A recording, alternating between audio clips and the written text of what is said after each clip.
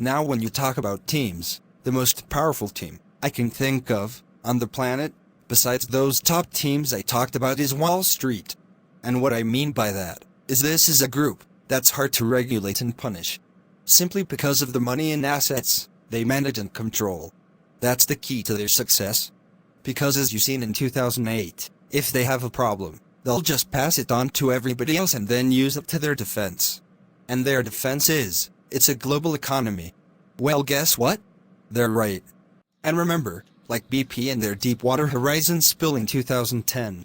It's their fault, but they're the only ones with the expertise, knowledge, and resources to fix their problems. Then you get richer. And a global economy means any big corner of the markets can bring down all the markets.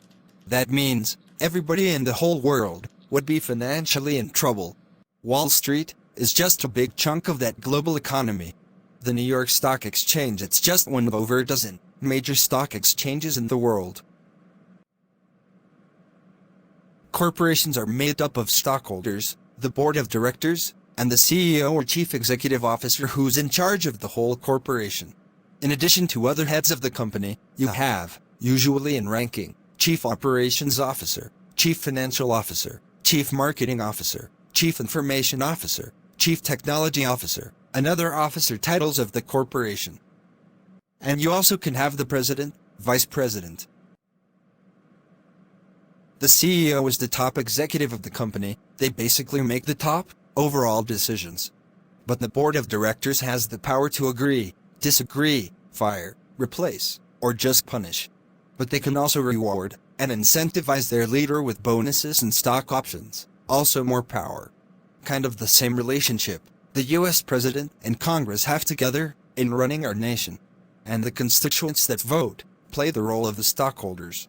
Plus, if a company has a chairman of the board, then that person is in charge of the company's board, as well as overall vision for the company's strategy and future, and top important decision approval.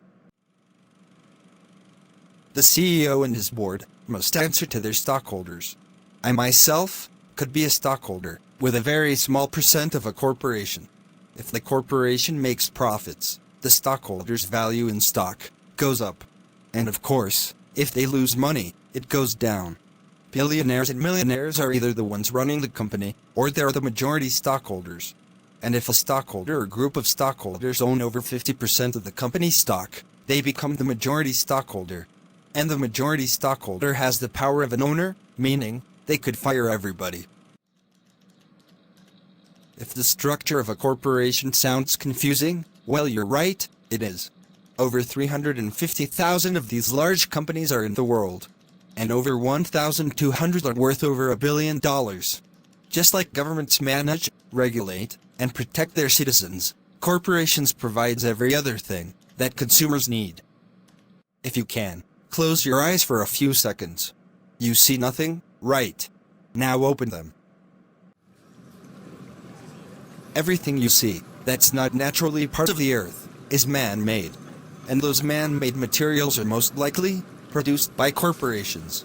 And the overall goal of a corporation is to provide the needs for those thousands and millions of consumers, which in turn makes a profit to keep the stockholders satisfied or happy. This gives a corporation broad power to help or hurt all of these consumers. Yeah, that's us, through good and bad operational practice, unforeseen incidents, or just knowledgeable neglect, in order to keep turning those profits. And if there is trouble, the corporation also has corporate attorneys for criminal and civil lawsuits, insurance, and probably some kind of risk assessment analysis of the damage that can be done to that corporation. And last but not least, a corporation can buy smaller companies, merge with other companies, sell their company, or go bankrupt, which might liquidate the company's assets. The latter can really hurt the consumer or the rest of the public indirectly, but not the executives, whose fault it was. It won't hurt their own pockets. Now, the greedy part is how much these top corporate executives make in a year, which is around $250,000 or $250,000 million. A CEO to average employee ratio in the 1900s was well under 10-to-1. But now, wait for it. It's over 400-to-1. That means a CEO is making 400 times more money that their average employee is making. And I'm about to put that in perspective for you. My next video will be another example of everyday life relating to a CEO and their bottom tier employees.